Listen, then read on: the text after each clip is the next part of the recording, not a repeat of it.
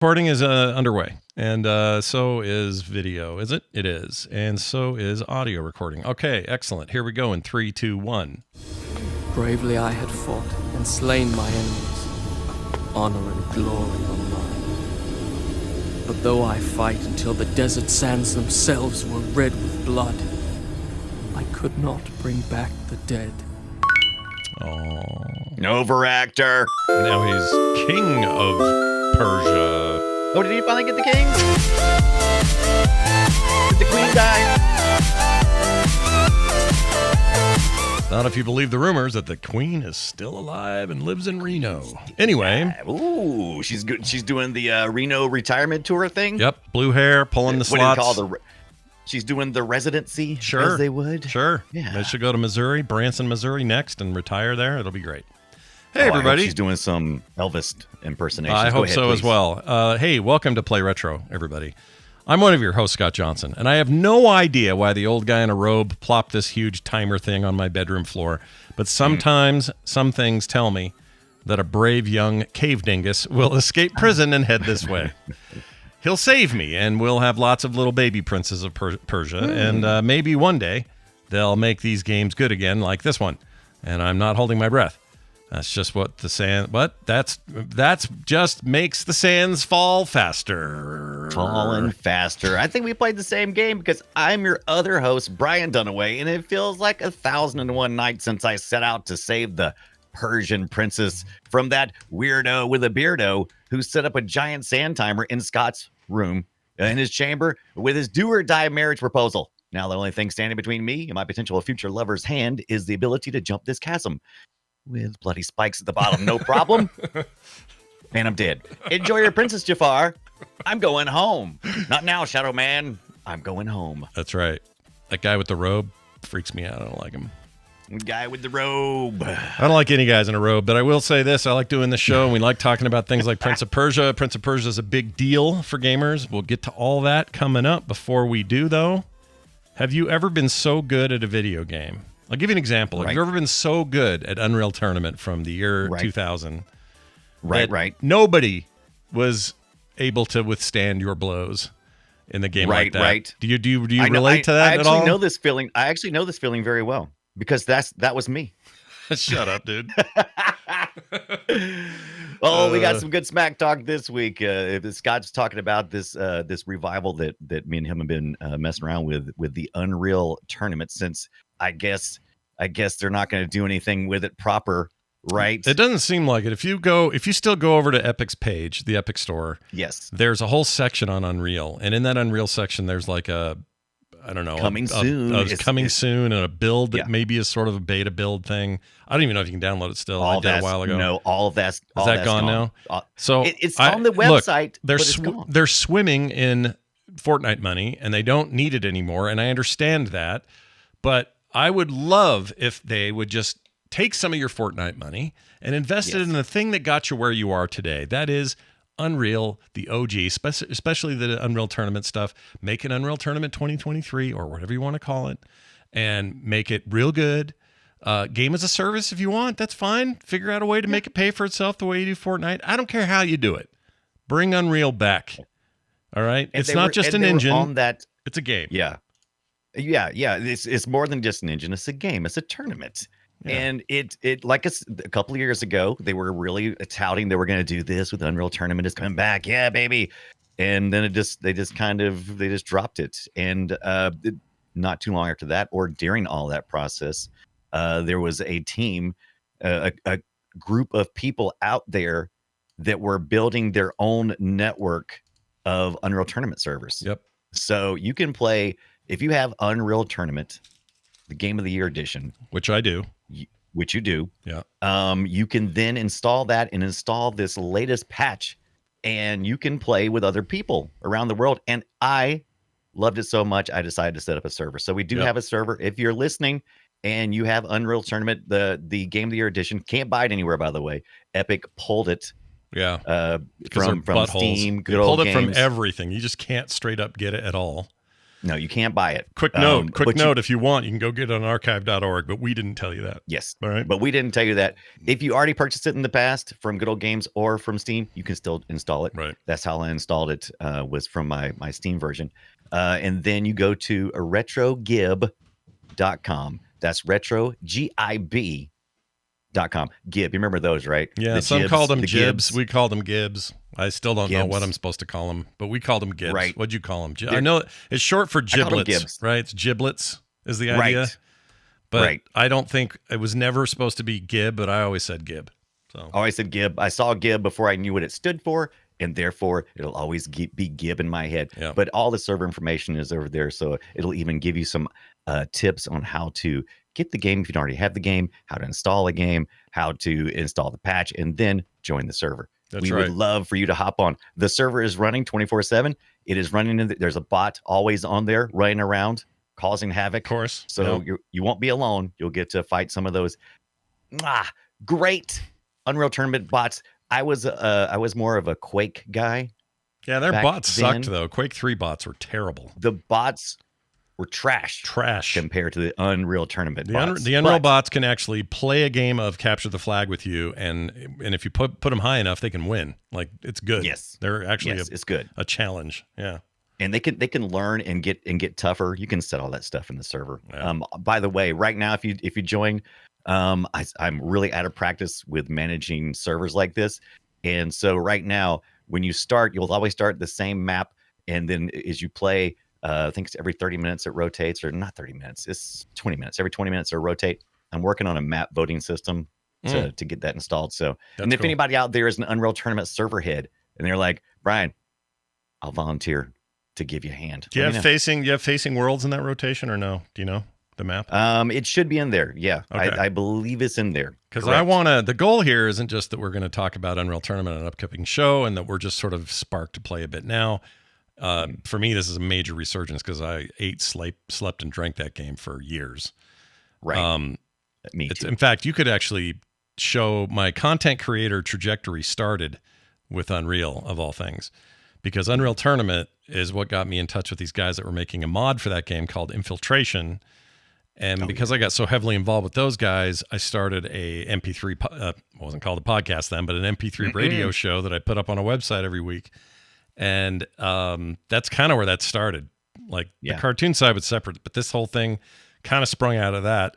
And I can kind of trace it all the way back there. So I have really a lot of fond feelings for it. And in particular, Facing Worlds is the greatest map in the history of capture the flag maps of all time. And we are going to play that game, you and I. We're gonna do it. We're gonna maybe even put Low Gravity and Instagib on. There's actually some really cool mods that I've seen. Instagib is amazing. And that's built right in. That's just in there, right? Like, because it has the mutator system. You can just go in there and tweak them. Yeah, if you got the mutator system. I don't have any of this stuff turned on right now. We've got very vanilla Unreal Tournament running on the server right now. We're going to make it so that we can do all. We have access to all that. We can build it. We can make it better. But that I want to try one mod that I've seen. It looks really like a lot of fun. I can't remember what it was called, or mutator, however you want to describe it. See what a server guy I am. Anyway, it's based on your performance in the game. Your character may start getting fatter or skinnier. Oh, I used to play that. What's that called? I don't know. And the cool thing is, the fatter you got, the more you moved. Well, not just the slower you moved. You may have actually moved the same speed. It's just that you were a bigger hitbox. So if people are trying to snipe you, much easier to hit you. If you were winning and skinny, you were harder to hit because the hitbox shrunk. So it's not like you just had, textures and mesh going larger, but still the same hitbox. You actually became a larger target. Right. It's awesome. That's a great mode. I played all that shit back in the day. I love that. Yeah. All of it. I never got tired of it. 2003 came out, played the living poop out of that. Their 04 edition of that game maybe is the peak of the series. It was so good. Had all those they had vehicles and like large maps and all that stuff. Mm-hmm. The Unreal series deserves better than what Epic is giving it right now. They owe their entire existence to that game and its success. And yet they're just over there scrubbing their pits with Fortnite money, just going, money. Make that game, all right? Or let the community have the code and make it themselves. Do something. Well, they've kind of been pretty cool about it. So old Unreal on GitHub is the patch that does all kinds of different things, but the primary thing is allowing us to have play online. Right. And so they've given pretty good leniency towards just do whatever you want, community. Do it. Go for it. So I'm pretty excited. All right. Well, we'll see what happens. Thanks for nothing, Tim Sweeney. Except for the original game, I guess.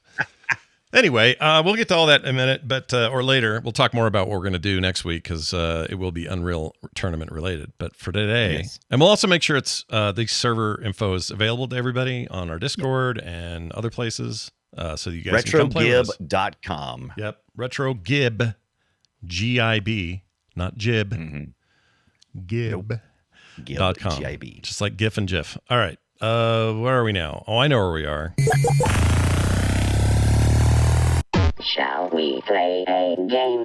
Not only shall we, it's more like will we, and we will. Oh. And we did. Have we? We played a lot. It's Prince of Persia time, everybody. You may be familiar with the classic Prince of Persia series started in 1989, a rotoscoped animated thing that was a blend of platforming and puzzle-solving gameplay, but in a lot of ways would be the progenitor of not just games like it, but games that would take kind of their own path, things like Metroid, things like Castlevania. They kind of were the later versions of what this thing was trying to do.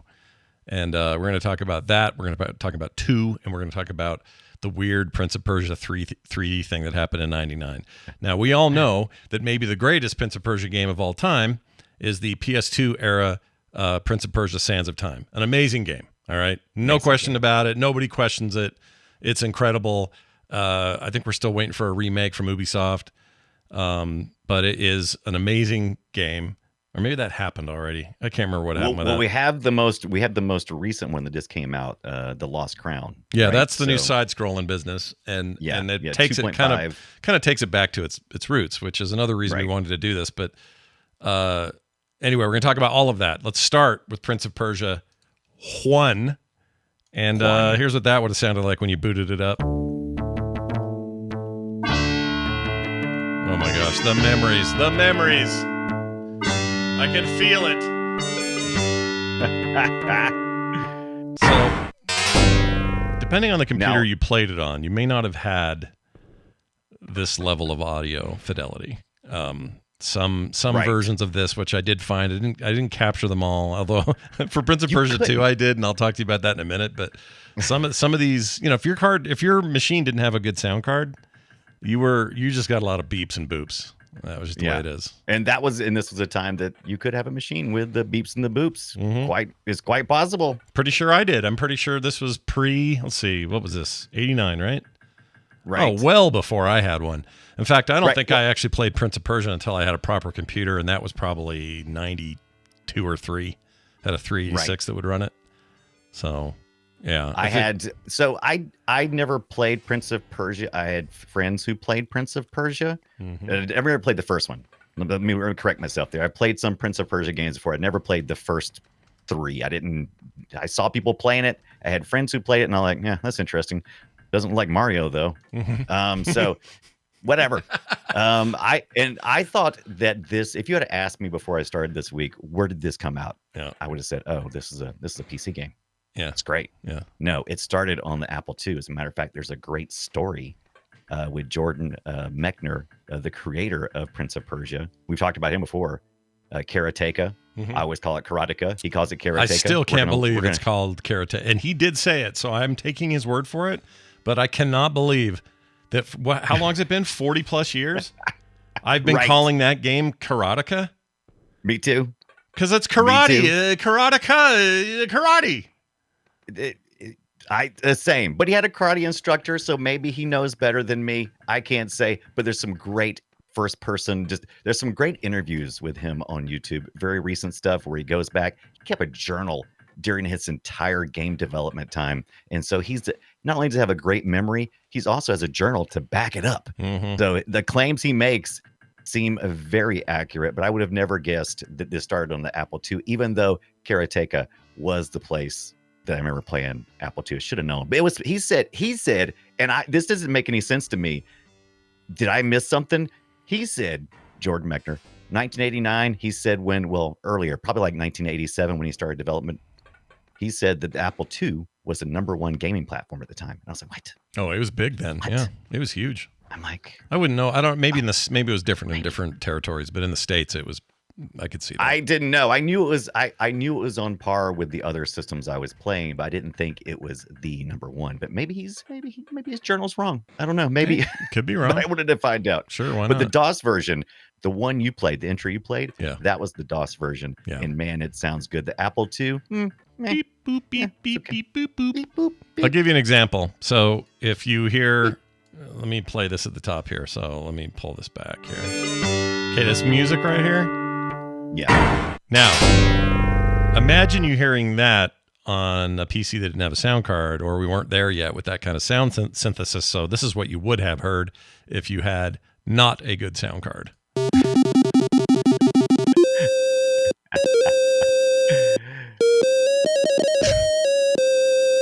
It's terrible, dude. It's freaking terrible. So we've talked a little bit about this in the past. During the late 90s, the early 90s, all the way through the 90s for the most part, we were all over the place with audio. We were getting ready to start doing, CD stuff, and just it was all over the place. My favorite experience of this week was playing it. I forget which system it was, but it used the Roland MT32 MIDI player, and yeah, it was great. Yeah, I have some of that great. for 2. When we get around to talking about Prince of Persia 2, I have a version of Right. that with the audio that is from that. It is awesome. Sounded so good back then. Here's a couple of places that you might have played Prince of Persia. If you play Prince of Persia, which you probably have, you might not have played it where we did, even though the DOS version was pretty big. The Apple II version, Yeah. not big at all. No. We had it on the Amiga, the Atari ST, Yeah. the Amstrad, the Sam Coupe, which I found very interesting. It was kind of the Sam Coupe is kind of what was it a competitor to exactly? Maybe the Amiga, but anyway, no, it was the Z. That's what it was. It was a competitor to.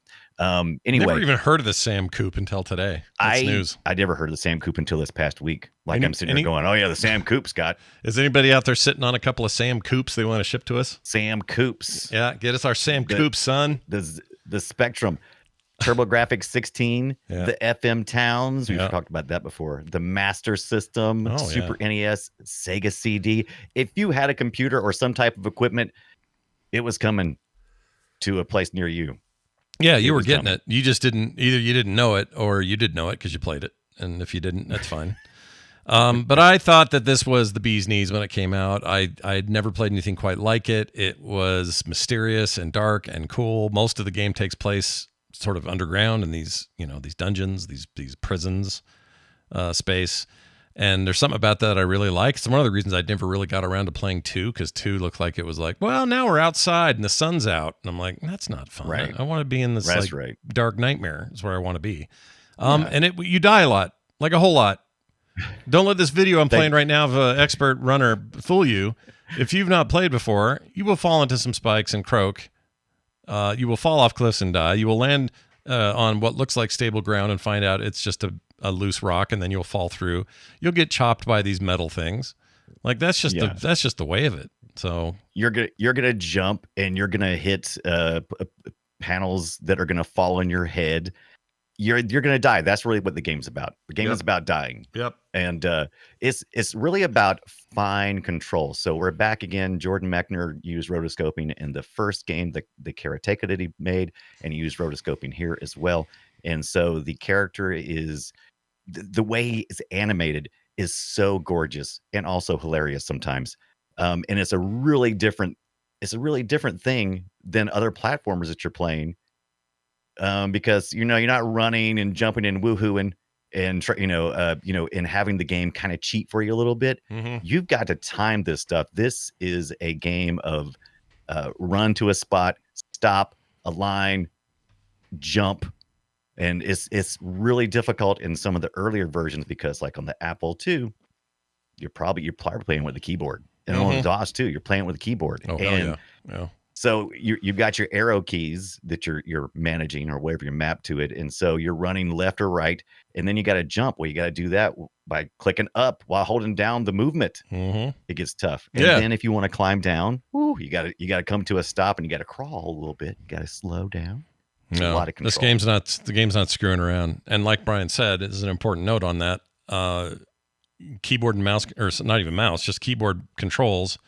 You were limited to, arrow keys and a space bar. Mm-hmm. If even that, I may have jumped with something else. I don't even remember. You probably did the arrow up. The up arrow was the common way to do it. So yeah, now that you say that, I think that's all you had. You just had arrow keys. Yeah. And we were okay with it because it's the best we had. But this wasn't like some, super locked in D-pad with all the fidelity we expect out of modern controllers or even keyboard and mouse systems today. This was a hard game from top to bottom. It was methodic, like you described, slow by design. It wasn't Mario, it wasn't Sonic, it wasn't that. It was something where you were like, I got to stop here. I got to think before I do this. Okay, if I loosen up that rock, it's going to drop. But how far of a drop is it? Oh, it's not too bad. I won't die. And maybe I'm supposed to go down here, so I'll go down here. Oh, I guess I'm not. There's just a bad guy down here. Well, let's fight him. And the sword play, very karateka-like. Yes, and Pirates-like. Did you ever play Pirates? Back on the Apple? No, I never did play that. Oh, my. So the sword, the swashbuckling is very similar to that, the Pirates and karateka. You're only fighting one enemy at a time in the first one, which is good because it takes everything you got to control and be intentional with your character. No, it's the OG. It's the OG. The Souls-like this game in a lot of ways. Yes, it is very Souls-like. Yeah, because you got to think about the animation too. So he spent a lot of time. Jordan Mechner spent a lot of time with that rotoscoping and animation, and you better believe it's going to finish that animation cycle before it receives your next input. Yep. You're not wrong. And it was kind of violent for its time. Super violent. Yeah, I remember. I don't know when this would have been, but I remember my mom being shocked by it. You've got people falling quite frequently from ledges onto spikes that are intentionally trying to kill you because they're usually hidden until you start to walk near it, and then it'll engage. And you've got a lot of gates you have to go through. The reason why we're seeing a lot of this, by the way, I didn't know this until I watched the interview. I don't want to give too much away about the interview because it's an amazing interview on YouTube. Look for Jordan Mechner, Prince of Persia. It's great stuff. He talks about his inspiration being the first 10 minutes of the Indiana Jones movies, Raiders of the Lost Ark. Oh, that's cool. I like that. Yeah. And so that running, jumping chasms, avoiding spikes, like spikes coming out of the wall, and also opening gates and going through gated areas. That was all just from baked in from the beginning. That was the game he wanted to make, except he didn't want to make the character be violent, but eventually he realized he had to. Oh, he realized he had to make it fun because do a peaceful run through the game. I can't even imagine what this game would be like that. That would be weird.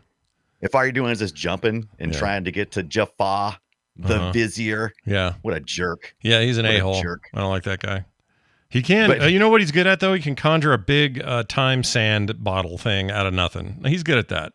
I'll give him credit. That thing is... I laughed out loud when he's in the princess's boudoir, her chamber, and he's taken over. So he throws down this giant sand clock. Yeah, and I mean it was huge. And she has so you got. Does she have like an hour to make the decision? Because I think that's how long. No, it's got to be more than that because each stage, I guess you would call it. So you got to complete an entire area in 60 minutes. We talked about this last week, or was it week 4? We don't care much for those timers. This one's 60 minutes, and you're going to need every bit of it because you're going to die 100 million times. You're going to have to start back over. Yeah, every time. I'm glad you brought that up because if I came away from my brief time with it this week, it would be that the timer bugged me and I hated it. I really wish there wasn't one. I know you can, there's hacked ROMs, there's ways to play this so there is no timer, but it's a crucial part of the game. And even like Sands of Time later would use, like, time is a thing thematically throughout the series. Sometimes it's used as actual time travel. Sometimes it's used as just hurry your ass up and get in here and save the princess. It's the latter I don't like. I don't like being timed. Yeah. I hate it. I liked the time manipulation in Sands. I did not care for it here. It would remind you every 5 minutes, because you're so focused, you're so laser focused on making each of those jumps and going, okay, what have I learned? Okay, I've learned that I've got to launch my foot at this point, or that I can walk up to the edge and I can clear this chasm, or I can go slow here, and the spikes that they pop up, they won't kill me. Yeah. You're trying to get all of that under control, and you finally start to get a rhythm, and then the little clock pops up and goes, 45 minutes left. Yeah. What are you doing now? now? Like, no, I don't want to do it. It's too much pressure, man. I don't want any game to do that. And I know this is a me and you as well, I guess, to a degree, but I know it's a problem with me with it's not just Prince of Persia. It's 1,000 games that have a time mechanic. Right. I hate them. It's not that I hate this game. I obviously respect it for what it is and everything, but I don't like being on a clock ever. Yeah. Give me a minute. Let me breathe, Yeah, we've talked about it before. I'm the same way. I think maybe because of the trauma that was the arcade, it always felt like you were on a clock. Like they took trauma. Your quarter, and we're gonna gift you a minute and 30 seconds. Yeah, gift. Yeah, hurry up and get around. Make sure you get to the checkpoints quick, or else it's another 20 seconds you're gonna have to pay for. If I'm at home, I'm like, I paid for this thing, man. I hope I did. I might have got the demo. I don't know. Yeah. But yeah, I'm all about. And that. any of your modes in modern games, even where they're like, hey, there's a little fight and training ground over here where you can earn some extra XP and a couple of skill points if you can beat the clock. And I'm like, nah, I'm just gonna keep walking. Yeah, F you. Right. I'm not. I don't remember how many.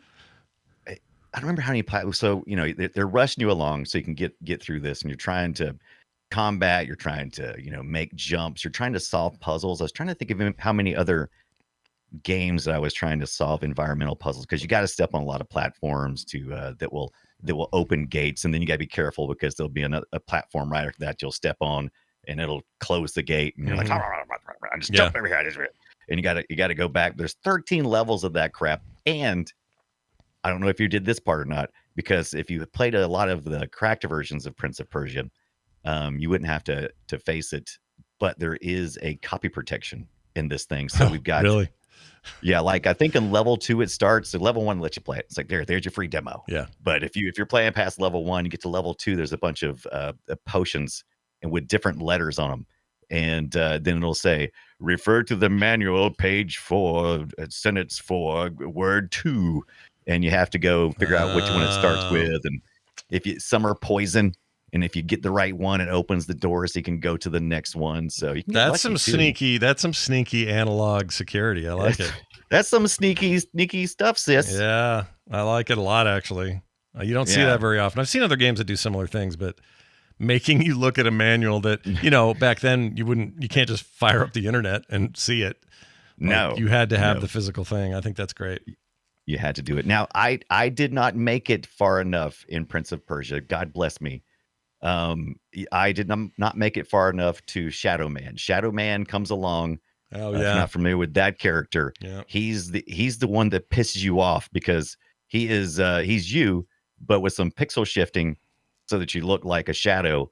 And he comes along and screws you over. They did this in the first. What did we cover? Oh, the first Lara Croft game had a similar thing where you had to fight your shadow or something. You had to fight your shadows. It become like a very inspirational thing. But it's he'll grab your potion for you sometimes, or sometimes he'll close a gate after you open it. By the time you get to the end, you're ready to kill him. Yeah, he sucks. From what I hear, he's a bastard. I'm like, that makes sense. I remember him from back in the day, and also I've seen a bit of him on the video today, but I don't remember a lot about what it took to beat him. Do you have to beat him? Like fight him? Oh yeah, you got to fight him. Well, you don't fight him. He's the what do they call it when there's the run ahead guy? So he's like the bad guy in Castlevania. It's like you get a chance to kind of face him, but then he just runs off, and then you have to keep chasing him at the end of each level. And he's all like, "There's a trope for that." Yeah, the princess is in another castle. It's the same idea. Yeah, it's like you just keep. Oh, you got away. Yeah, darn you! I guess I'll have to go to the next dungeon and try again. Yeah, 13 levels of that shit. Yeah. And unless you're on the SNES version, there's 2 that I really played. First of all, I played the Apple II because I wanted to see the origin. It's a very nice experience on the Apple II, believe it or not. Except for this. Basic. Whoops, this. Yeah. You don't want that. It's basic, but it's fine. It's very solid gameplay all the way through. The DOS version to me was better. The Amiga version was fantastic. And then you get to the SNES version. Now, this is a time when Nintendo was kind of going, we'll take a port, please. However, we'll want to do our own thing, thank you, because we want to stand out from our competitors. And they did just that. And it actually ended up being one of the better ports. It's a little bit at the higher fidelity. If you will, I like the look of it. It's cool. Yeah, sound is really good. They gave him his corny little pointy shoes though, which is a little bit annoying. Yeah. It was a little more realistic and it's kind of more stylized, if that's possible. I don't know how you would say that, but how about it's a different style? It's a different stylization. It is. This one's okay. Yeah, I played a tiny bit of this. I wasn't sure. I thought this was a Genesis port, but I think it was SNES that I played. Right. There's a Genesis port is that the one that never made it? Or was maybe it 2 that never made it to Genesis? I think it was 2 that never made it. But it still got all the same vibes, all the same beats, same type of movement, same type of speed, kind of slow and plodding. But you get 20 levels here. So I think it's got the original 13, but you have additional 7 levels. So that's a lot of game for, justification. Yeah. For your $50 Prince of Persia game. Yeah. The other thing the game features a lot of, which other games would mimic this or just do this, but a lot of backtracking. More than I'm comfortable with in a modern game. Now, I don't mind it in an old thing because I get it. Where you had limits then, everything was magic. We didn't care. But these days I'm spoiled and you shouldn't make me backtrack as much as this game. You shouldn't make me backtrack. Yeah, the first thing you do when you play Prince of Persia, one of the first things you're going to notice is like, shit, I got to go back the same way I came and make all those jumps. Because the first thing you're trying to do is get to the sword. Mm-hmm.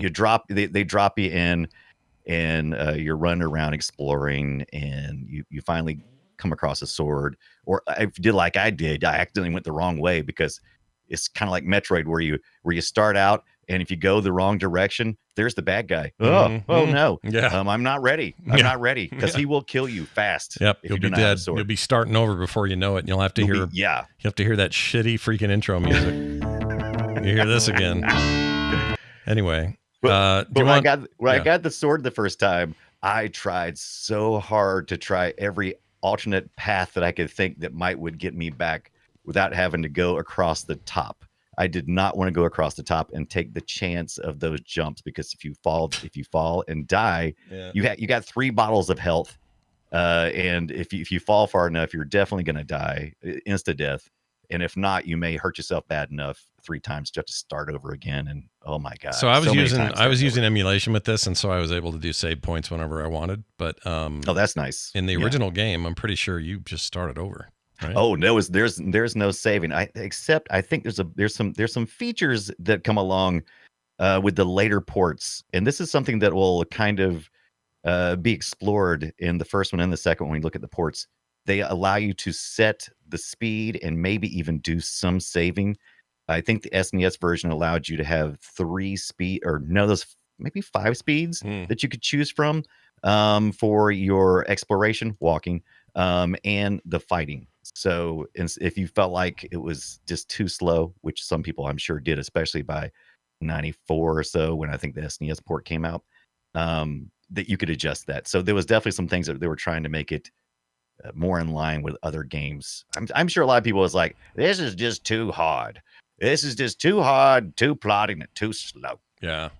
I guarantee there were people like that. I didn't feel that way at the time, but other games made me feel that way later. And I was like, If you've ever played Karateka, you think this is a speed. You think this is fast. It still sounds like such a bullshit word when I hear it. I still just It really does. But Karateka, boy, you go back and play that because you think, oh yeah, they were kind of similar in speed. No. That is some slow ass game in there. They should call it Take Your Time Keka.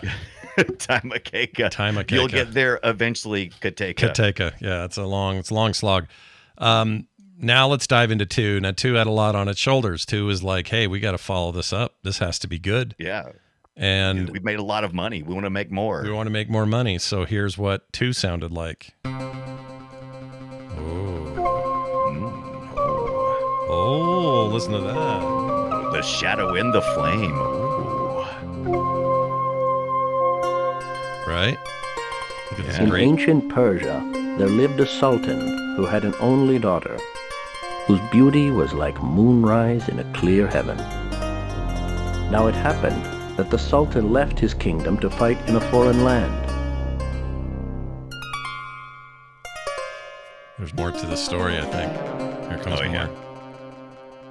In his absence, the princess fell in love with a young traveler who climbed the palace wall to see her. Yeah, that's your flimsy love story right there.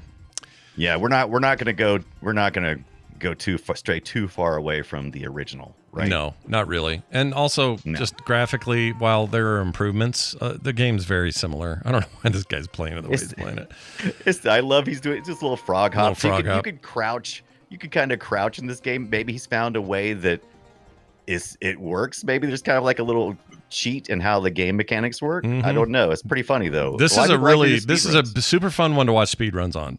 Both these games, 1 and 2, because the games are so inherently slow that it seems ridiculous how people have overcome that and can do it so quickly. I don't think I have the patience. Well, if I had a hat on, I do have a hat on. I would take this hat off to all speedrunners. I respect your work. You guys are amazing. I can't do this shit. I couldn't do it. It's too much. It's too much. It really, because you have to play something over and over. I mean, I played this over a lot, but the amount of dedication it takes to be a speedrunner, to learn every little shortcut. I know they share stuff as well with other people, but it's a lot of learning.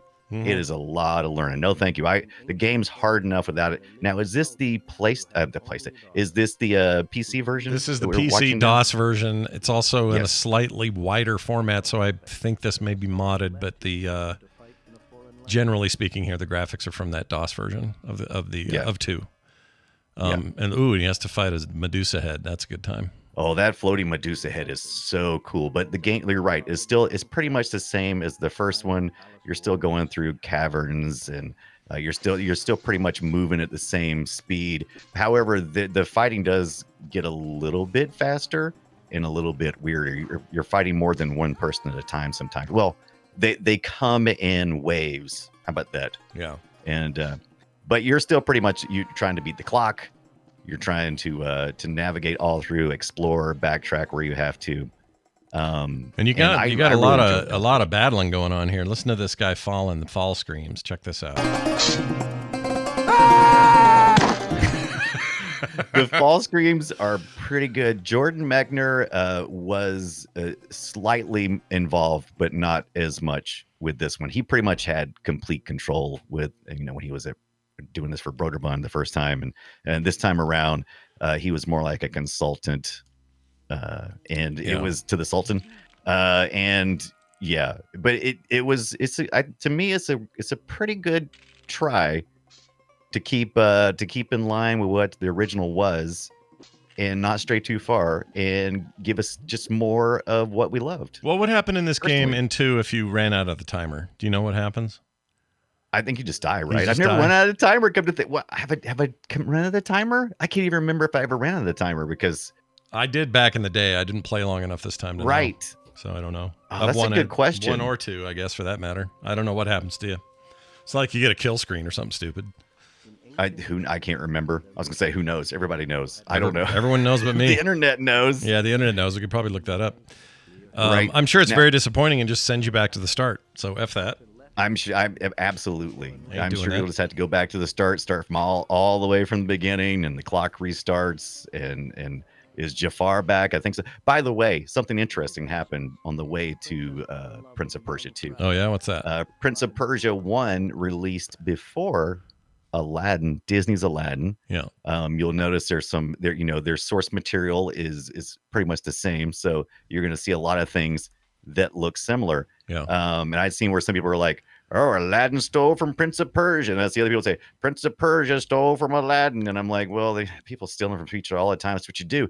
They both. What they both did? They both stole from the Alibaba 40 Thieves business. So there. Yeah. It was the 1,000. Yeah, it was the 1,001. So it's all been stolen. Not to mention, Mechner was used rotoscoping, which was perfected, if not invented, by Disney many decades before. So, right. But at this point in time, in '93, we definitely even if you hadn't played Prince of Persia 1, you definitely probably were aware of Disney's Aladdin, and Prince of Persia 2 may have seemed like a little bit of a, oh, we're doing this, huh? Yeah, a little bit. And also, it didn't help that they had 2 hit games on 16-bit systems that year with actual Aladdin. So once again, Disney puts off this impression that they invented things they didn't. They borrowed some things and then made very popular output based on those things, but they don't own this shit.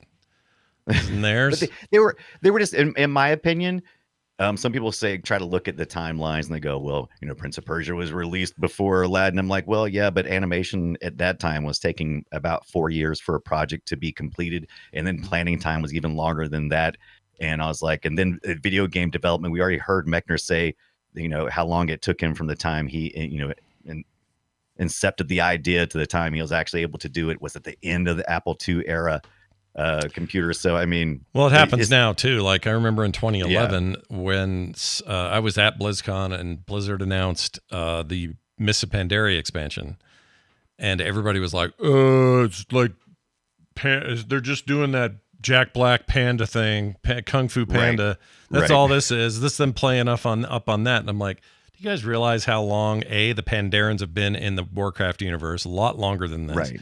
And B, they started that expansion years before that movie came out, which was I think 2010. Yeah. People just like a fight. That's all.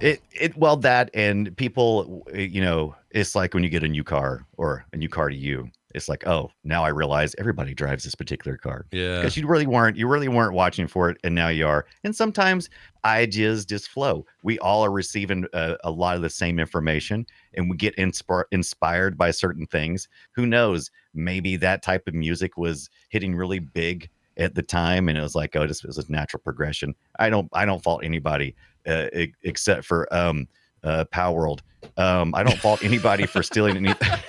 Even that is ripped from the headlines. Yeah, tonight on Core, that's going to be almost our entire subject. That thing is insane. It's gonna be fun. I love it. But it'll be fun. So the kudos that I heaped upon Nintendo for their pretty good Prince of Persia 1 game port. I gotta take it all back for Prince of Persia 2, The Shadow and the Flame. There's no speed control and it runs fast the whole time. As a matter of fact, I spent like 20 minutes trying to figure out what was wrong with my emulator because I was like, something ain't right. Why is this thing running at this speed? And I verified it's crazy fast. I don't know who decided it's like, no, this is too slow for this. Makes our system look like it's slow. We need to speed it up, and it ruins everything. It just it destroys the fun of being intentional. But I do like the guys wearing the eagle heads. Character design stuff in this is pretty good. Oh no, it's awesome. Yeah, the little eagle people. Someone in the chat was bringing that up too. Birdman's in there, for hell's sake. Yeah, the lot of really cool characters this time around. Yeah, more memory, more places to add stuff. Someone in the chat says that the first example of rotoscoping was Clash of the Titans with the owl and the mechanical owl. That wasn't rotoscoped. That was just a. No, I think you're taking a stop motion animation. Yeah, stop motion and rotoscoping, totally different thing. Yeah. Right. Not but related. rotoscoping is where you film something. Simply put, you film something and then you take those frames and you essentially draw over top of them. Yeah, it's like tracing for animation is the idea. Right. So if you're running, you got a guy human movement. You got a guy doing a run and jump, and then you film that with film, like a live action film, and then later you go in and you draw on top of it. And whether it's a game or a cartoon, that's kind of what you do. If you're talking what we do more now than what we do now as an example of that would be motion capture technology, which is not quite the same, but really it's just like super high-end rotoscoping at the end of the day, except you're not just rotoscoping somebody's run animation, you're rotoscoping their eye movements and their facial expressions and their hands and their fingers, and you're still sort of just copying real movement, which is interesting. Yeah, it's good. Here's where things go a little awry. We waited a few years. 1999 comes around. This happens.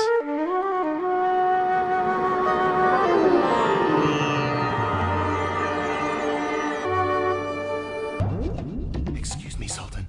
The princess was expecting me. And I expect you to remain seated. Goodness. All right. This is Prince of Persia 3D. If you're going to make a third in a series, you can't miss out on using the 3D, right? It's either that or you put a 3 in your title where there's an E, so it's Persia or Fathrir or any of these games that put a 3 in put the 3 where the E is supposed to go. It drives me crazy. This is a N64 ass looking piece of shit. Except it's on the Dreamcast. It's on the Dreamcast, but it's ugly and it looks like the most blurry, awful N64 textures you've ever seen. Early 3D, right? It's awkward.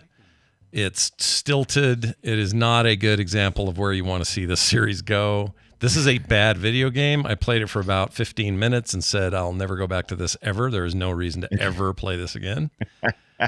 It's just bad. So where Mechner was taking was making great use of the technology, this was not making great use of the technology. The whole, what was going on is Prince of Persia had kind of got out of hand, and they were, as far as the development, so it went to Red Orb Entertainment, Learning Company. There was a lot of changing of hands of this game, and Mechner was not involved hardly at all, I think, with this one.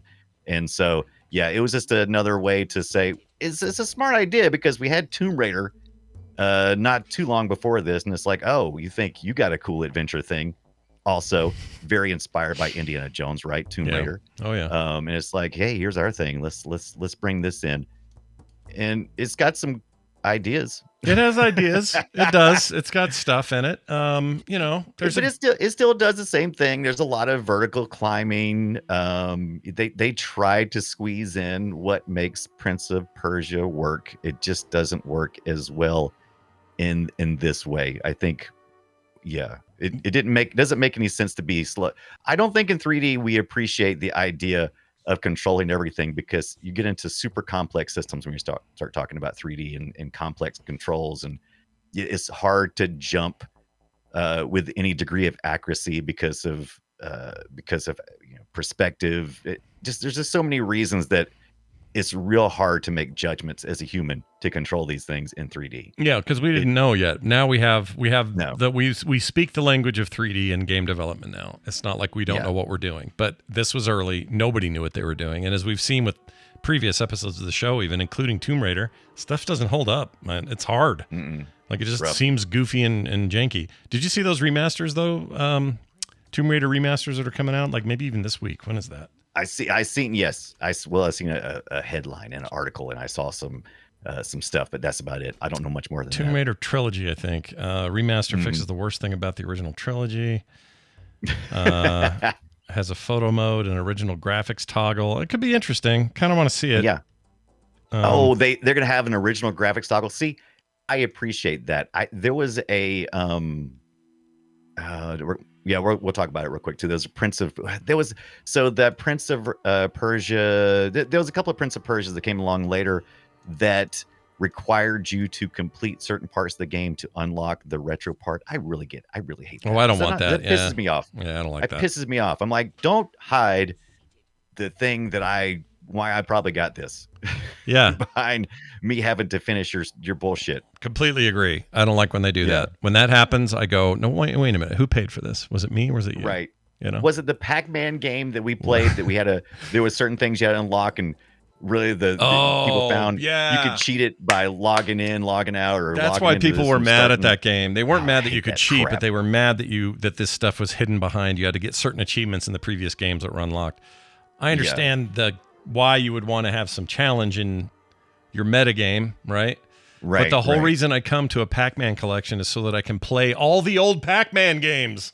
That's it. Don't lock that behind a thing. If you want to give me some kind of cool Pac skin, that's cool.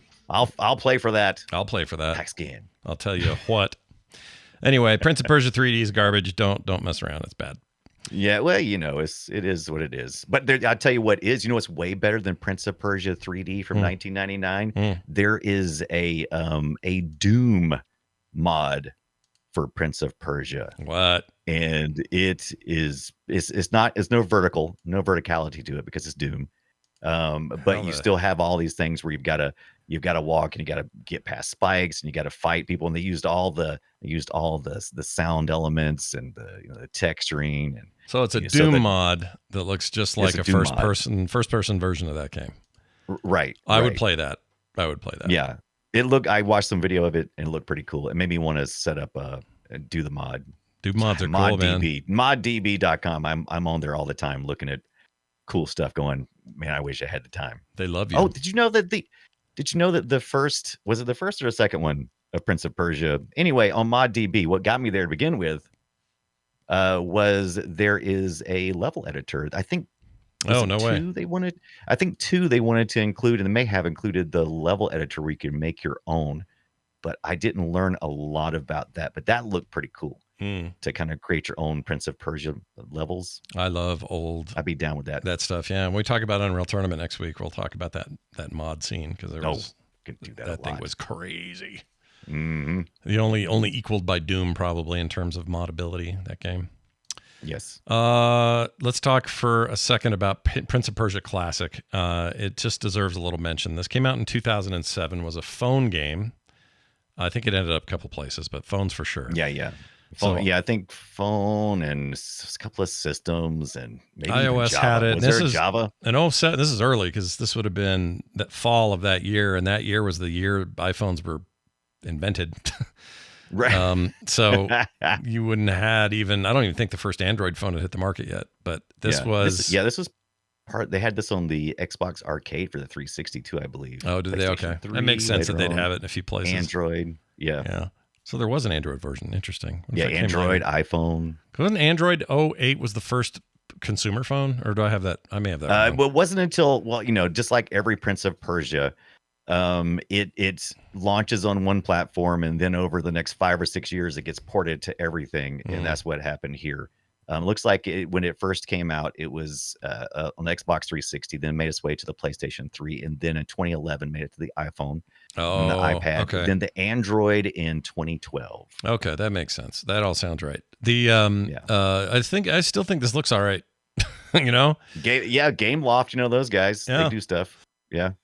For a while, this is all Gameloft did was, not remakes, but sort of remakes, but stuff in other people's IPs. They now do kind of their own thing. They've got that really possible.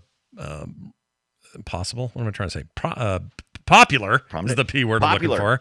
They got that popular Disney Stardew Valley like game. What's that called? Disney Starlight. Is that Starlight? Disney's Starlight Valley or Disney's Starlight Valley? I like that idea. Maybe that's it. I don't know. Now it sounds right and wrong all at the same time. Disney letting you farm things. I forget the name of it. Pretty much. Yeah. Good old Disney. But this is all right. This version is okay. I remember I probably played this on Xbox now that I think about it, but I played it somewhere and thought it was a pretty good remake. And I really appreciated that it had these little squigglies that would tell you where you needed to go if you hadn't gone yet. So you didn't get as lost in this version of the game. That helps. There's no map, people. There was no map. You just you climbed up and down platforms and pray that you weren't going the right way. Wrong way? Wrong way. Right way? Wrong way. Wrong way, Willie. But you don't want to go that way. No. I never spend no time with Wrong Way Willie.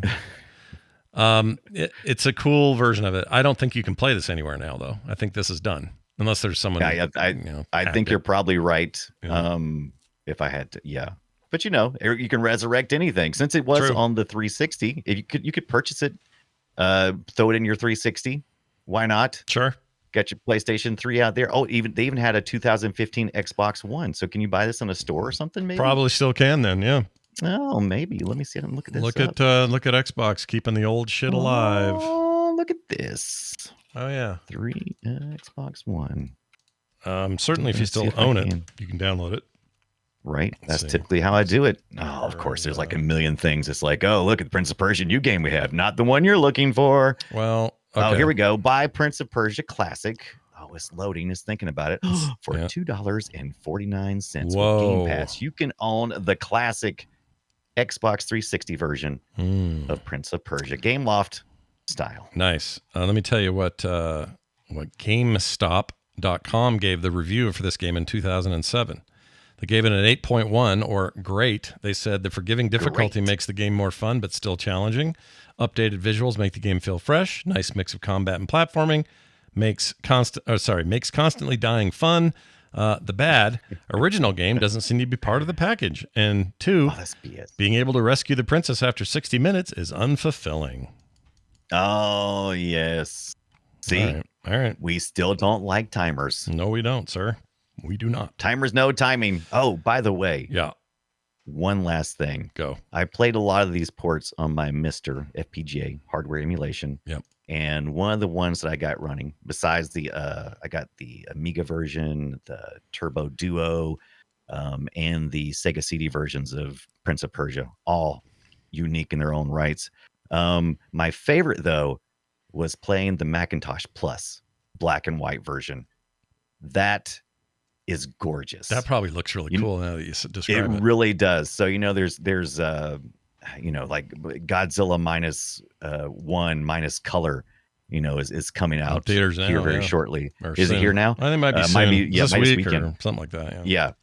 So black and white, and man, I'll tell you, it is so sharp and it just pops and it looks so good. And even when he's when he's running back and forth, some of my favorite parts of that is that rotoscoping animation, and when the character, unnamed character you're playing as, the future Prince of Persia, runs back and forth. He does almost like this dab looking turn. It reminds me of something maybe like George Michaels would have done. He just throws his hand up when he goes to turn around. Mm-hmm. And in the black and white version, it's the only one I saw it in.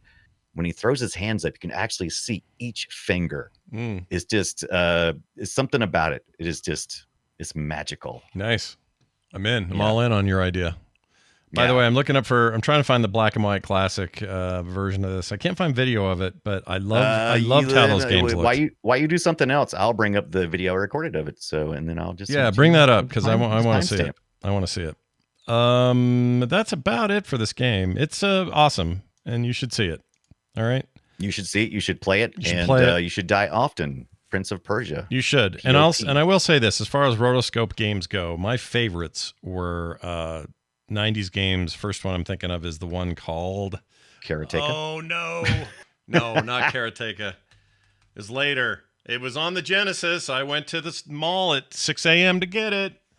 Oh, it was on the Genesis of the mall, and you went to the you go to the electronics boutique. Not Outer Worlds. Out of This World? No, not that. The other one that came later. Someone in the chat's going to say it, and it's going to piss me off. Not Out of This World. What's the other one?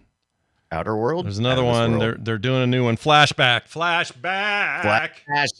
Now that is a great comparison. That's a good one. Flashback. Yeah, that's a good one. I love it. But I will not lie. That thing is derivative as hell of Prince of Persia. Like one screen at a time, climb, drop down, rotoscoped. It's very similar, but I love the world of it. There's a new one coming out. 2.5D kind of thing. Flashback return. Cannot wait for that. Let's see. New game. Let me just look this up. Nude game. Flashback 2. Official reveal trailer. Blah, blah, blah. Took 30 years. Finally has a release date. Okay. All right. Here. And while you're doing that, I've just posted the link and the time where it starts. All right. For the black and white version of that. You'll have to look at my stupid ugly mug for just a second while I'm there. Oh my gosh, I can't wait to play this. Sorry, I'm looking at this. Oh, you're looking at that microids 30 years later. Okay. Flashback 2, baby. Flashback 2. I forgot about this game. I forgot they were doing it, but I think it's got a release date of soon. I can tell you right now. November of last year, it said, but that didn't happen. Huh. Then it originally was supposed to be out in 2022, the winter of that year. Didn't come out then either. So what's up, guys? Well, we had some trouble along the ways. I don't know. There may have been a pandemic or two. Well, not since 2022. Or last fall. I know, but if you're working towards that in year 2000 for a couple of years, Yeah, that's what happens. The tail end happens there. What was the one with the little farting alien? That game.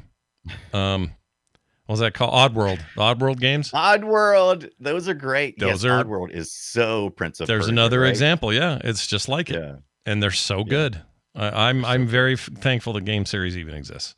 All right, Brian, I'm going to click your link now. Let's take a look. Click my link. Is the YouTube video. I fast forwarded to the 3 hours of Prince of Persia I played the other night, and I ran at the end the Macintosh. I love the look of all the old black and white Mac games. There's something about so it. Detailed. Yeah. There's something about them, man. I don't know if it's because they get away with more because they didn't have to worry about color palettes. I don't know, but I love the look of that. And you get a chance to really look at the textures. It's a gorgeous looking game. Yeah. If you get a chance to play it in that mode, there's also the color. It's the same version that runs on later Macintoshes that did have color, but I was emulating the Macintosh Plus because it was going to be more complicated. I had to emulate the other later Macintoshes in the Amiga core. I was like, what? I missed that look. That sounds like work. I missed that look. Mm-hmm. I missed the look. Okay, let's move on to the next thing here. We're going to do Guess My Game. It's a game we play, and here's an intro for it. Destroy it. We play audio from an old game. We give each other a few details, and then we have 3 questions each to try to figure out what somebody brought. I'm going to start with a game on PC in the year 1997. PC. This was a big deal. It was highly just rated. A few years before we saw this Prince of Persia, so I'll have to think. Prince of Persia. No, it'll be a post, right? Because this is 97. Oh, you said 97. Not you said 87. 97. Sorry. Yeah. Post. So it'd be. So I was going to say PPOP, but yeah, still a PPOP because PPOP, post, pre, whatever, whichever one you want. Yeah, exactly. So this is 1997. This was on the PC. This was a big award winner. The genres, I would say, grand strategy, which included a little bit of turn-based, a little bit of pausable stuff where you'd pause and then give, commands and things that would then play out, or real-time, some real-time aspects to it. It was a really interesting combination of those things. And it was published by Electronic Arts. Oh, EA. For the personal computer. All right. For the personal computer. Yeah, the personal one. So here is your audio. See if you can figure this out.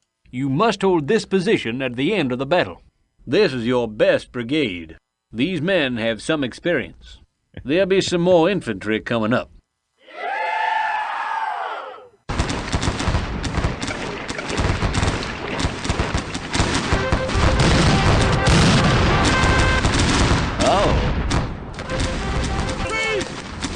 Some buglemen. Yeah, we got buglemen. We got all sorts of fighting, and some fighting. Yeah, a little bit of this guy at the beginning. The end of the battle. End of the year is a good time to check out your men in the battle. This sounds like some blue and gray crap.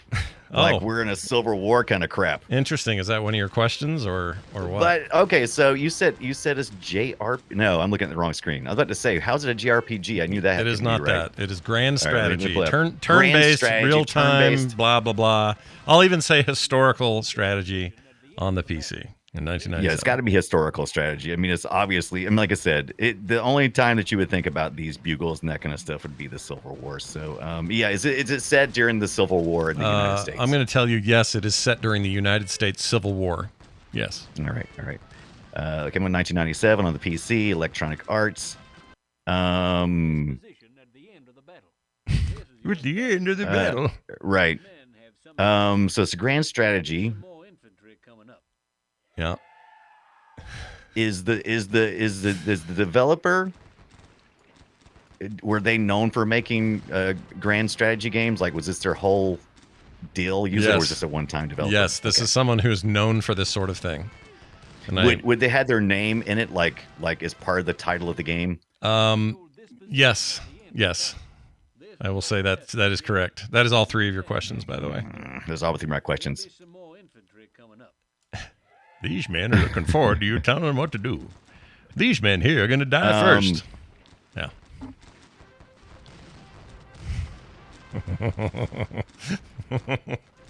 Is this Chad has it? Sid Meier's infantry? Sid Meier's infantry? Yeah. Is that your answer? Sid Meier's infantry. Just making sure I got it. Okay, that's the full title? Sweet. Yeah, the whole title. Let's find out. Infantry Division. It's definitely not. It is close, though. It is Sid Meier's Sid Meier's. Gettysburg. Gettysburg, of course, Gettysburg. Why couldn't I pull that out of the brain? Yep. Never played it. Seemed too complicated to me at the time, but I remember friends loving it, and it reviewed well. I can see the cover art. Oh yeah, me too. Lots of Southern flag stuff. Oh, dude, I think this was like a staple at Walmart forever, and it was one of those things where it's like, do I want to get into these kind of games? I'm like, I don't know. Mm-hmm. No, because we grew up during a time where every week, Time Life was trying to sell us a book or a video all the time. Yeah, all the time on the subject of Civil War. Yeah. No, it was big, and they gave you a little, here's your pewter collectible plate or whatever. Right. Here's your pewter. You remember the Civil War? Yeah. No, you don't. Yeah. I feel like Ken Burns' documentary came out and everybody quit asking questions because that thing is so definitive. Yeah. It's like, oh, okay. Yeah. We have all we need now. If we need to refer to something, we've kind of got the historical record. But let me see this cover box. Like I said, I'm almost 100% sure that I've seen this like a million times. So it's called Sid Meier's Gettysburg. Sid Meier's. Meyer is Meier. I know.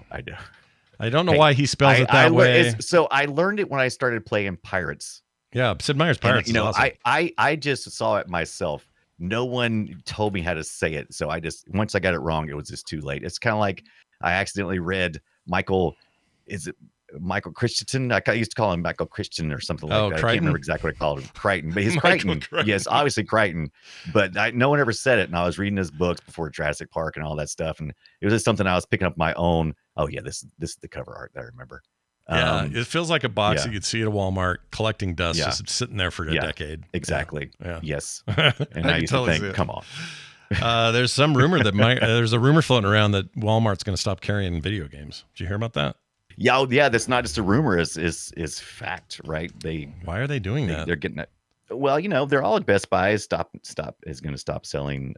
Because they're not selling any. I mean, every time in Walmart. I don't think I've ever, because first of all, they got to maintain those cases, right? Oh yeah, here it is. I found the article on the Metro. It says Walmart removes Starfield and other games from stores as retailers discussing end of physical game sales. Yeah, I mean, Best Buy led this charge last year with earlier in the year with getting rid of movies and that kind of stuff. And it's probably the right call. Wow, listen to this. Yeah, they said in a note, actual written memo that was leaked. Okay, this is from somebody who works at Walmart, got this in an email, took a picture of it and leaked it. Department 5, please remove and discard all Starfield Xbox video game cartridge or discs. See, on Monday, January 22nd, the Xbox Series X Starfield video game will be marked down to 3 cents to prepare for its disposal at store level. Thank you for helping in this process. Why that one? I don't know. Well, it's not just that one. There are others. This is just the one that got leaked, but there are definitely others. Yeah. I mean, my guess is because, not that I think it's exactly 1-to-1, but I'll bet it's close to 1-to-1 digital on that thing because it's either Game Pass or you just bought it. Yeah, there's a couple of things. Yeah, like you said, Game Pass is probably eating into that, and they're probably going, "Why are we even doing this?" And they're probably trying to maybe strong arm a little bit, and there's a lot of truth going on with it. Plus the fact that, like I said, these are all locked behind lock and key, except for the Gettysburg thing. That's probably sitting on a shelf somewhere, but everything else is behind lock and key, and they'll never have anybody back there anyway. I mean, it's if I'm buying a physical copy of a game, I either order it online or I go to EB Games. Wow. EB Games? EB Games? Yeah, Electronics Boutique. Is that the name of the company? Right? Yeah. Is that what they still call it? Well, I think they're gone. GameStop. Oh, yeah, GameStop now. EB's we were gone. talking about Electronics Boutique earlier. Yeah, EB got bought. EB got bought along with, Babbage's, Software, etc. Right. They all got eaten up by GameStop. I want to see that new movie about the investor thing. Have you seen trailers for that? I have seen trailers for it. I have indeed. And I also bought Tetris World, by the way. Oh my Lord! Why? PC for some reason. What for? Because it was at the store for 50 cents. Good Lord! That is about what it's worth, by the way. Yeah. I was like, oh, what is this? It's it's and I found a PlayStation game too, so I had to pick that up. Yeah, because that's what you do. 2. If there was a CRT there, more rare. If there was a CRT there, it would be in your house right now. you'd be looking at it. Nah, not necessarily. Are you all done with You your don't know. CRTs? You done collecting those? You don't know. No. It's certain sizes I'm done with. It's like, okay, I've got enough of those. Okay. I don't need any more of those. Oh, let me play your file. You tell me. Oh yeah, you gotta guess my game. Yeah, give me The some year info is- here. What do you got? Mine's about about 9 years earlier on the NES platform. So it's the NES 1988. This is an action platformer All right. Who made it? Who Published- published it? published by Tecmo. Ooh, Tecmo.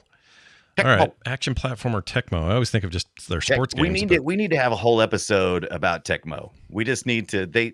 Such a unique thing with Tecmo. Yeah. I like Tecmo. Yeah, don't forget our very own community dude, Wooj Man, made an entire hacked ROM of that and put a bunch of our names in it. Yes. Yeah, it's pretty cool. Frog Pants teams and Love stuff. it. Make us one of these Tecmos. That's right. All right, well, I'll play it and see what we get.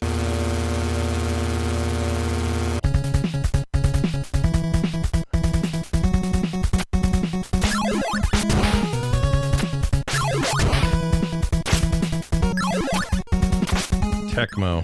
Is it? Okay, wait, you said it was a Tecmo. action platformer. Action platformer. Action platformer. So if you're asking if it's football, no. No, I didn't think so. I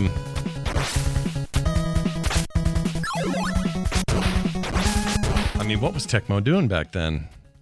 All right, let me ask you this. I get my 3 questions. Tecmo. Right. Oh, Tecmo makes little ninja guy game. The little ninja guy. Little ninja dude guy. running around. Not kind of like Sega had their Shinobi series. This was like that sort of side scrolling, chucking stars. Oh, I think this is Are you asking questions? All right, let me ask you this question. Does it feature ninjas as the main thing? The point of the thing is it's about There ninjas. are no hidden ninjas. They're ninjas. There are ninjas. Okay. But you can't see them. But they're in there. Every game has ninjas. You just can't see them. This one, actually, you can see them. This one you can see them. Did this go on to be a long series, or were there just a couple? Like, what's you say a few? It's according to what you define as a few. You know. Well, 3. It's a well-beloved series. How about that? Few is a 3. So is it more than a 3, or is it? Was there more than 3? Well, if it's the thing I'm thinking of, there had to be, because there's modern ones. Yeah. Was there more than 3? I don't know. Are you asking the question? I'm asking you. Are there more than 3 of this game or of this I series? think there's more than 3.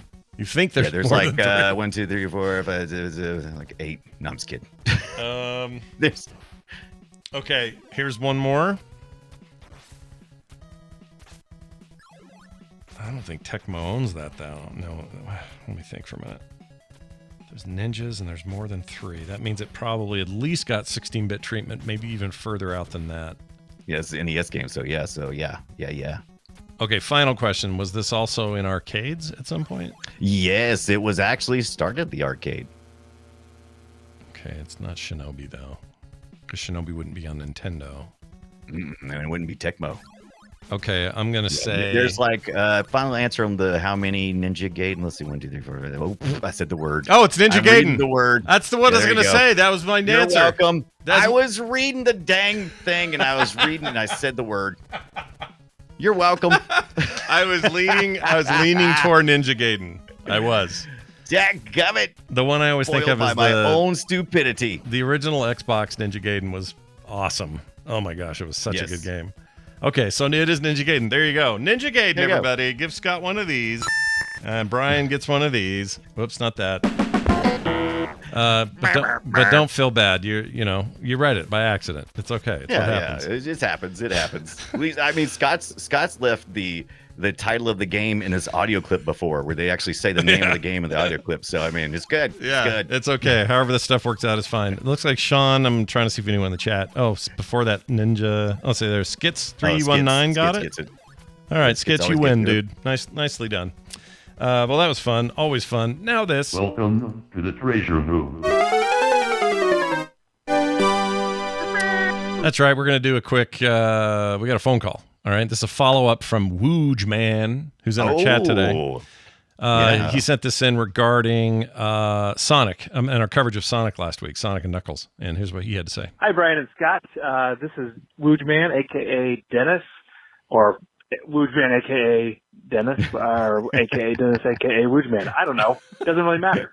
Was calling and just wanted to point out what I felt like was a glaring flaw in the episode on Sonic 3 and Sonic and Knuckles.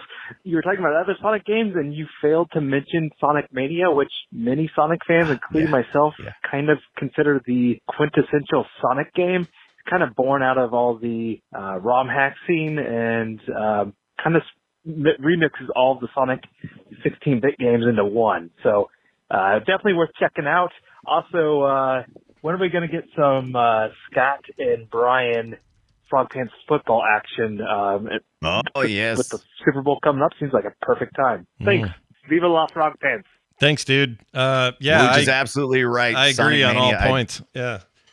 Can I can buy that now, right? That's a game that I can go out and just pick up on Steam. Oh yeah, you can actually pick that up on Steam. Sonic Mania. Absolutely. You are $19. so correct there, Wooj. Yeah. Nailed it. Oh, I own this? How have I not do. played I probably this? own it. I own this. I'm a play Of course this. you do. Yeah. You know what? So good. I am going to play this. This is also, man, this reviewed in the 90 percentiles. This is so people good. like this shit. So good. And it's like graphically, it's the big throwback, right? Right. Yeah. And it's got Sonic, Tails, and Knuckles. It's got all the things. You know what? I'm installing this later. Good call out. Hey, anytime we miss something.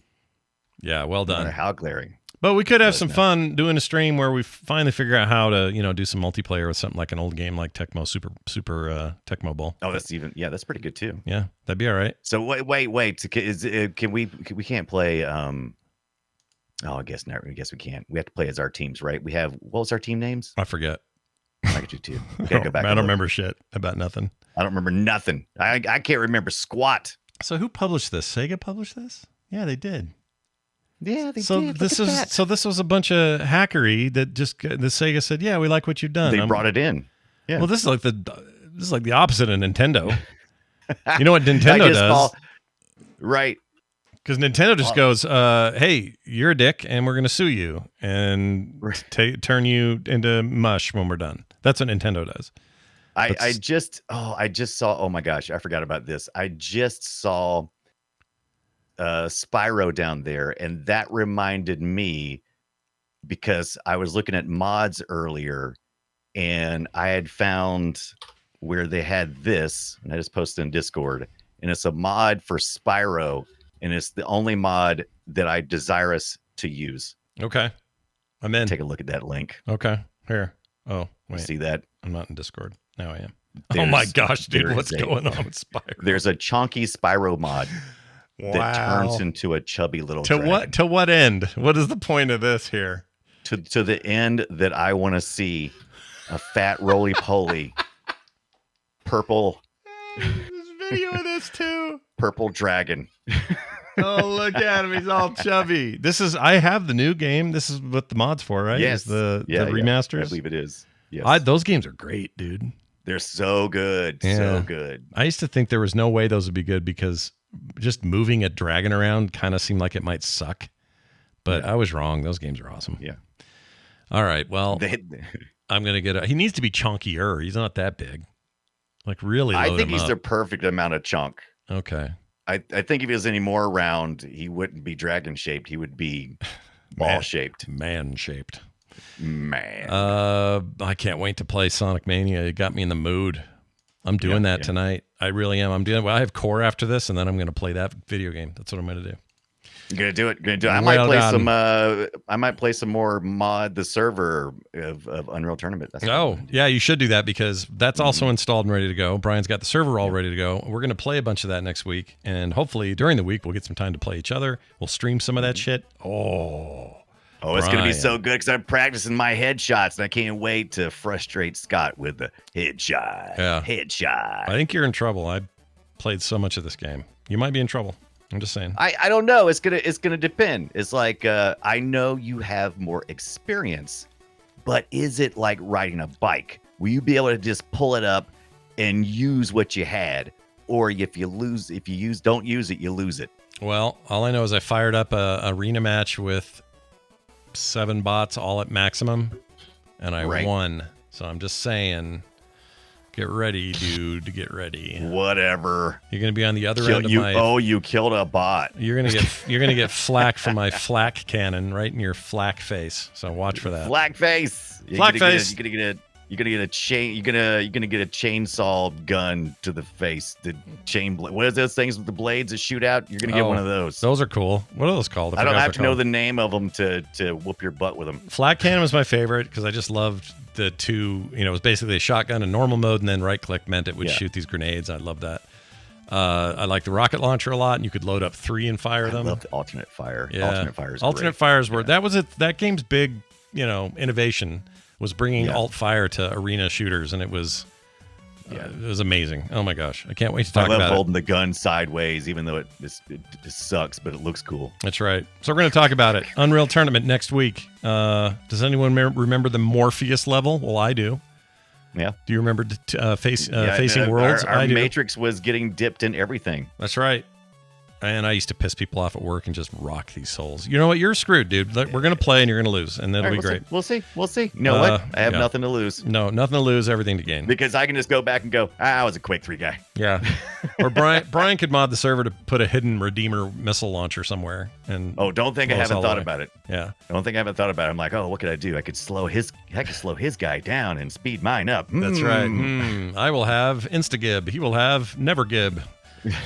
Anyway, that's next week, all around the discussion of Unreal Tournament. So get your twitchy fingers ready for that. In the meantime, I'd like to thank some patrons. Hootie42 and Mick Smith both joined us at our patreon.com/playretro website, which is important because that's how this show is paid for. Look, you can go and get the free public version, but you'll have to listen to ads. Do you not want to listen to those? Boo. Good news. You can avoid all that by signing up for our Patreon at patreon.com/playretro. No commercials ever, pre-show content every week, and other cool benefits that are yours only if you sign up today. Like maybe some preferential treatment on the Unreal Tournament server. If only you knew who ran it. I know. Brian, that's going to do it for us. I hope everyone listening goes home and they play something retro.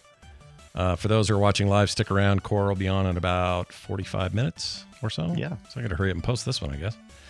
That is going to do it for us. Thank you all for listening, and we'll see you next time. Chucky Spyro!